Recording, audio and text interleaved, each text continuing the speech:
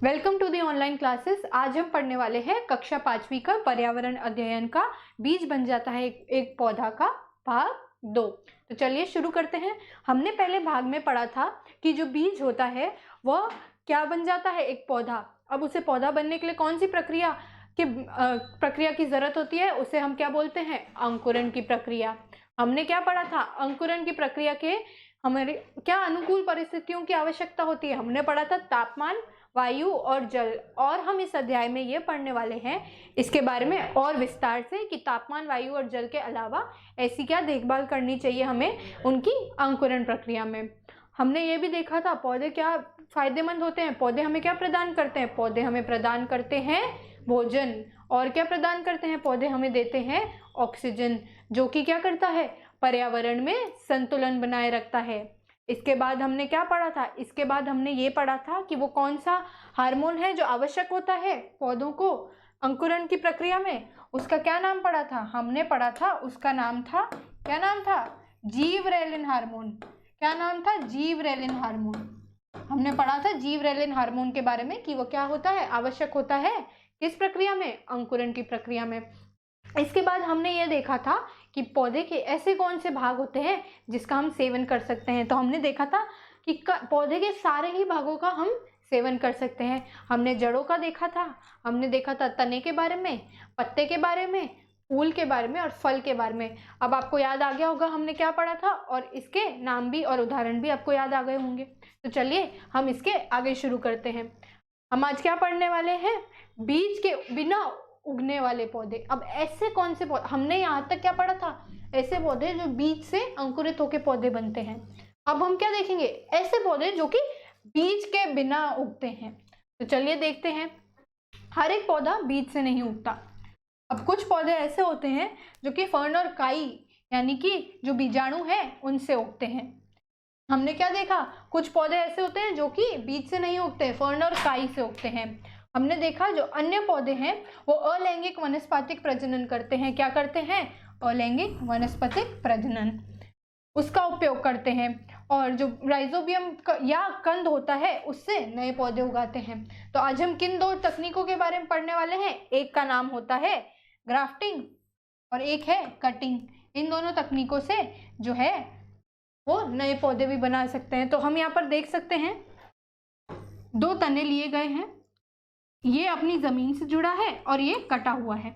अगर हम इनको साथ रखें और इनको किसी चीज की आवश्यकता से बांध ले, किसी चीज की आवश्यकता से बांध ले, तो ये कुछ समय में क्या हो जाएंगे, ये कुछ समय में एक हो जाएंगे। हमने इसका क्या देखना है, हमने इसका उदाहरण देखना है। ऐसा कौन सा पौधा है जो कि ग्राफ्टिंग या फिर कटिंग से उगता है, इसका क्या उदाहरण देखेंगे हम। स्टूडेंट्स, आपने देखा होगा आपके उद्यानों में और कई जगह ऐसे बंधे हुए पड़े होते हैं पौधे। तो कौन सा पौधा सबसे ज्यादा इसमें हमने देखा है, उदाहरण देखा हमने किसका, गुलाब के फूल का। किसका देखा है हमने, गुलाब के फूल का। अब हम देखते हैं हमने क्या पढ़ा इसमें, हमने ये पढ़ा कि हर पौधे को उगने के लिए बीज की आवश्यकता नहीं होती।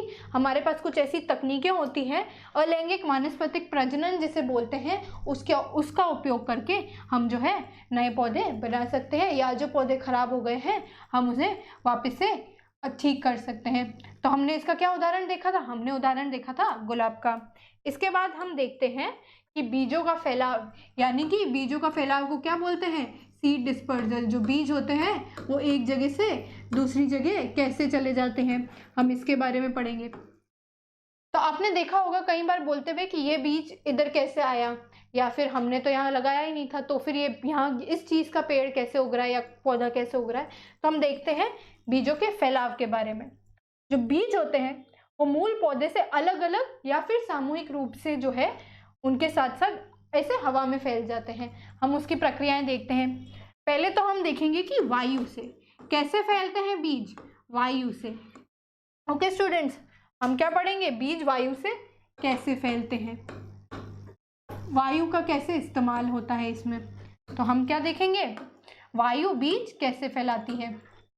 तो जो तेज वायु चलती है, जब तेज वायु जो होती है वो बीजों को क्या करती है, वो बीजों को अपने पौधे से या फिर अपने फूल से क्या करती है, अलग कर लेती है। बीजों को क्या करती है, उड़ा ले जाती है। अब वो उससे उड़ा ले जाएगी तो क्या होगा स्टूडेंट्स, अगर वो उससे उड़ा ले जाएगी तो वह दूसरी जगह जहाँ पे जाएंगे वहां पर पे क्या होगा, वहां पर पे बीज चला जाएगा और वहां पर पे उसका पौधा उग जाएगा। क्या होगा, उसका पौधा उग जाएगा। अब एक जगह से दूसरी जगह बीज कैसे ट्रैवल करते हैं हमने ये देखा, वायु से।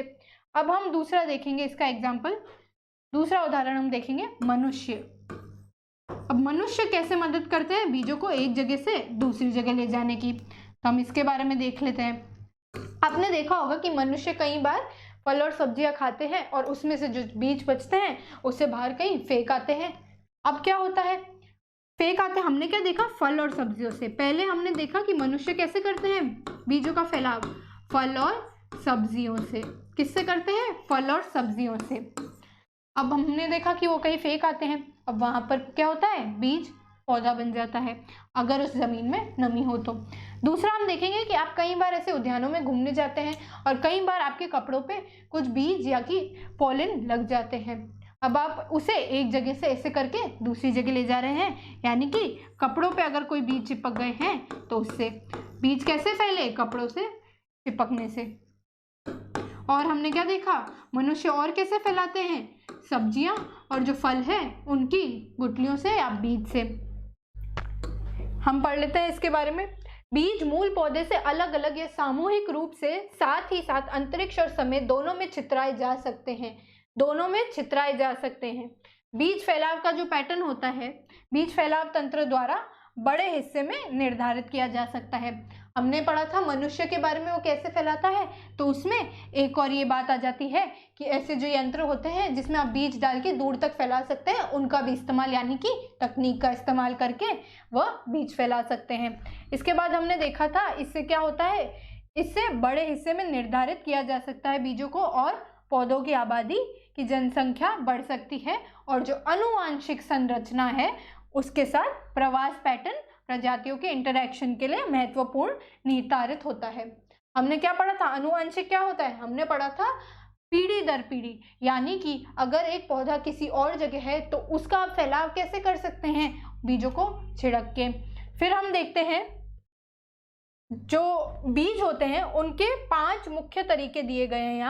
यहाँ दिया हुआ है गुरुत्वाकर्षण, हवा, बैलिस्टिक, पानी और जानवर। हमने क्या पढ़ा, जानवरों का हम पढ़ लेते हैं इसके बारे में। हमने पढ़ा था वायु और मनुष्य के बारे में। अब जानवर कैसे करते हैं, तो आपने देखा होगा कई बार कुछ ऐसे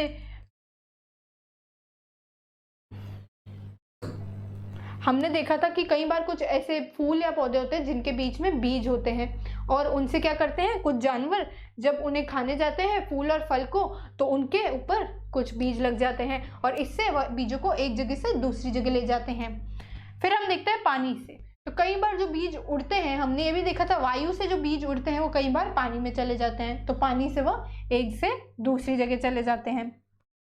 अब कुछ पौधे जो है, सेरोटिनिस नाम है जिस चीज का, उसका केवल पर्यावरण उत्तेजना के जवाब में आपको बीज फैलाते हैं। ठीक है स्टूडेंट्स। फिर हम ये देखते हैं जो अव्यवस्था में मुख्य अभिभावक है, पौधों से डायस्पोर के जाने या टुकड़ी को शामिल करना शामिल है। अब हम जैसे पहले पढ़ा था ग्राफ्टिंग के बारे में, वैसे ही इसके बारे में देखते हैं, एक से दूसरे पौधे में डालना। फिर हमने क्या पढ़ा इधर स्टूडेंट्स, हमने क्या क्या कारण पढ़े, हमने पढ़ा वायु कैसे फैलाव करता है, मनुष्य कैसे फैलाव करता है, हमने पढ़ा जानवरों के बारे में कि जानवर भी जो हैं वो फैलाव में मदद करते हैं, और फिर हमने पढ़ा पानी के बारे में कि पानी भी जो है बीज के फैलाव में ये सब चीज़ें क्या करती है, मदद करती है। क्या क्या पढ़ा स्टूडेंट्स हमने, पानी, बीज, जानवर और मनुष्य, ये सब क्या कारण है, बीज के फैलाव के कारण है। इसके बाद हम यहाँ देख लेते हैं बीज के फैलाव के कारण जो हमने पहले देखे थे, विंड यानी कि वायु, एक्सप्लोजन यानी कि जो छोटा सा ऐसे एक्सप्लोजन होता है वो खुल जाते हैं, उसे एक्सप्लोजन बोलते हैं। फिर हमने देखा था जानवरों के बारे में, फिर हमने देखा था पानी के बारे में।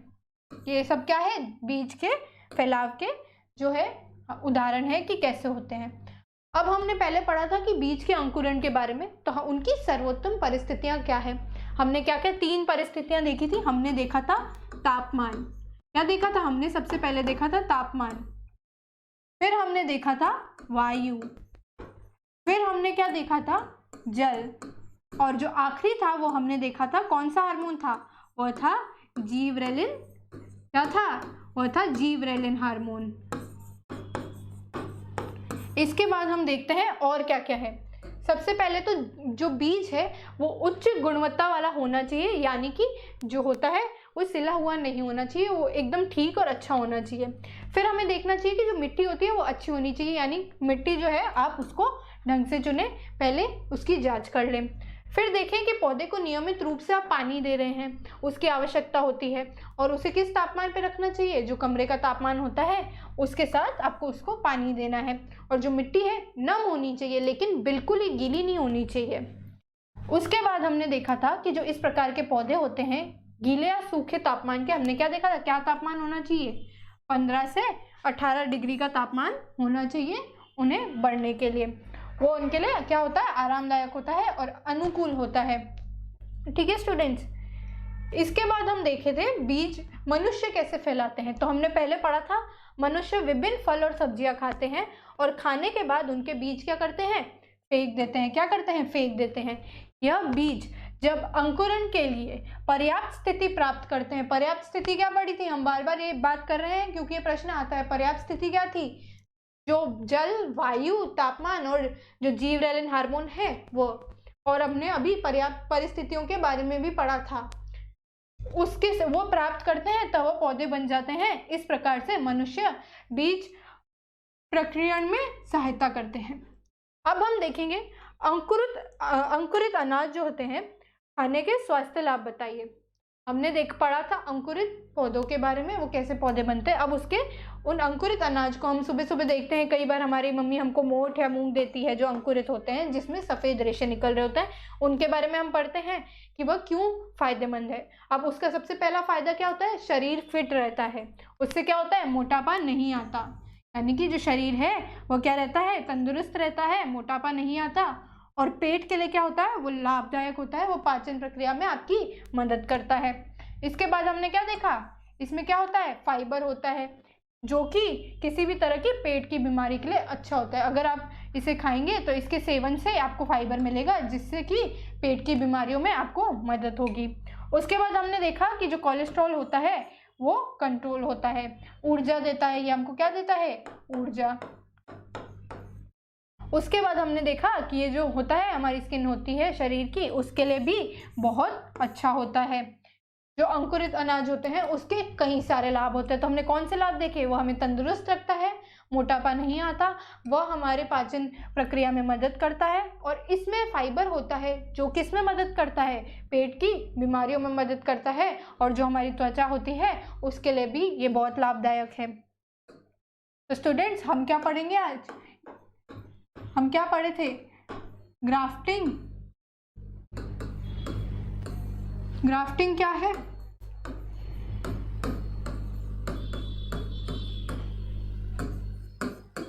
फिर हमने किस बारे में पढ़ा था कि वो बीज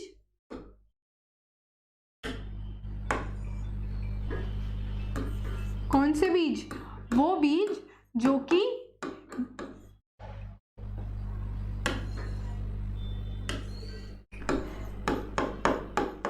वो पौधे जो बिना बीज के उगते हैं। हमने क्या पढ़ा था, वो पौधे जो बिना बीज के उगते हैं। अब हमने इसमें क्या पढ़ा था, हमने क्या पढ़ा था, क्या क्या तकनीक होती है। हमने पढ़ा था ग्राफ्टिंग और कटिंग के बारे में। क्या पढ़ा था, ग्राफ्टिंग और कटिंग के बारे में। उसमें क्या था कि अगर आप किसी जमीन से जुड़े तने पे कोई कटा हुआ तना लगा देंगे, उसे बांध देंगे, तब वह क्या हो जाएगा, एक पूरा तना हो जाएगा। हमने ये पढ़ा था। हमने क्या पढ़ा था इसके बारे में, और देख लेते हैं हम।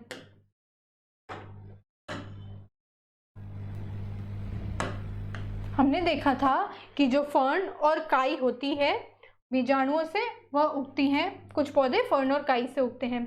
अन्य पौधे क्या होते हैं, अलैंगिक वानस्पतिक प्रजनन करते हैं। और हमने ये देखा था कि ग्राफ्टिंग और कटिंग की जो तकनीक है, तो हमने क्या देखा, इधर 3 तरीके देखे। पहला तरीका क्या देखा, आपका उत्तर क्या होगा, कुछ पौधे जैसे फर्न और काई कौन से पौधे? जो फर्न और काई है वो बीजाणुओं से उगते हैं, ठीक है, बीजाणुओं से उगते हैं। पहला हमने देखा उत्तर क्या है इसका, ये है, बीजाणुओं से उगते हैं। दूसरा हमने देखा कि जो अन्य पौधे हैं वो क्या करते हैं, अलैंगिक, यानी कि असेक्सुअल रिप्रोडक्शन, अलैंगिक वानस्पतिक प्रजनन का उपयोग करते हैं। फिर हमने देखा राइजोबियम या कंद से हम क्या करते हैं, नए पौधे उगाते हैं। राइजोबियम या कंद से हम नए पौधे उगाते हैं। फिर हमने देखा कि जो ग्राफ्टिंग या कटिंग की टेक्निक होती है उससे भी हम नए पौधे उगाते हैं। फिर हमने किस बारे में पढ़ा था स्टूडेंट्स? फिर हमने पढ़ा था बीजों के फैलाव के बारे में। बीजों के जो फैलाव के बारे में हमने पढ़ा था, किस किस वजह से होते हैं बीजों का फैलाव। बीजों का फैलाव जो होता है उसके कारण बताएंगे आप मुझे। ये सब आपको अपनी अभ्यास पुस्तिका में करना है स्टूडेंट्स। उसके क्या कारण हमने देखे थे? बीजों के फैलाव के कारण हमने देखे थे वायु, वो जब वायु से उड़ के किसी और जगह जाते हैं तो वो बीज वहां पर उगने लगते हैं। फिर हमने देखा था पानी, कई बार वायु से उड़ते उड़ते बीज जो है पानी में चले जाते हैं, और वो पानी तो चलता रहता है, आपको भी पता है, तो पानी से तैरते तैरते वह किसी और जगह पहुंच जाते हैं और वह वहाँ उगने लगते हैं। फिर हमने देखा था जानवरों से। जानवरों से कैसे देखा था हमने स्टूडेंट्स? जानवर क्या करते हैं ऐसा जिससे वो बीज एक जगह से दूसरी जगह जाते हैं? जब जानवर पौधों के पास अपना खाना खाने जाते हैं, या फिर आप सोच सकते हैं कि उसके फल लेने जाते हैं, तब वो उसकी स्किन पे, यानी कि जो त्वचा है उस पे चिपक जाते हैं। अब वो खाना खा के एक जगह से दूसरी जगह जाएंगे तो जाहिर सी बात है जो बीज है उनके शरीर पे चिपके हैं तो वो दूसरी जगह जाके बैठेंगे तो वहाँ उतर जाएंगे या वहाँ लग जाएंगे। तो ऐसे जानवर बीजों के फैलाव में मदद करते हैं। इसके बाद हमने क्या कारण देखा था? चौथा कारण हमने देखा था मनुष्यों का। किसका देखा था? मनुष्यों का। अब हम देखते हैं कि मनुष्य ऐसा क्या करते हैं जिससे बीज फैलते हैं। हमने ये दो तरीके बताए थे।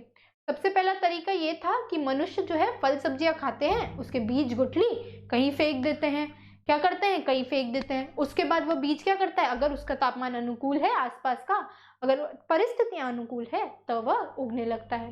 दूसरा हमने कौन सी तकनीक देखी थी? बीज फैलाव की जो तकनीक आती है एक जगह आप भर के, हम उसके बारे में आज वापस से कर लेते हैं क्योंकि वह थोड़ी सी इम्पोर्टेंट है। तो हमने क्या पढ़ा था कि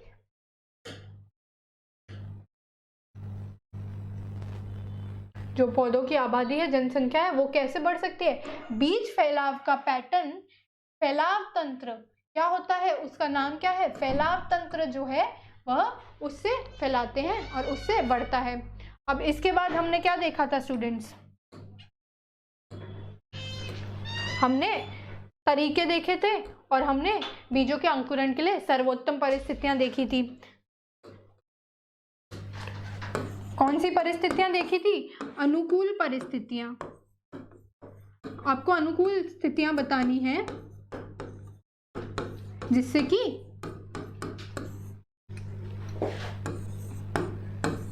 बीज अंकुरण होता है। तो हमने स्टूडेंट्स इसमें क्या पढ़ा था? बीज अंकुरण किन अनुकूल स्थितियों में होता है? हमने पढ़ा था कि एक तापमान, वायु, जल और जो जीवरेलिन जो हमारा हार्मोन है उससे होता है। फिर हमने और क्या पढ़ा था इसके बारे में? सबसे पहले हमें बीज क्या देखना है, वह उच्च गुणवत्ता वाला होना चाहिए और जो मिट्टी होनी चाहिए वो नम होनी चाहिए पर ज़्यादा भी गीली नहीं होनी चाहिए।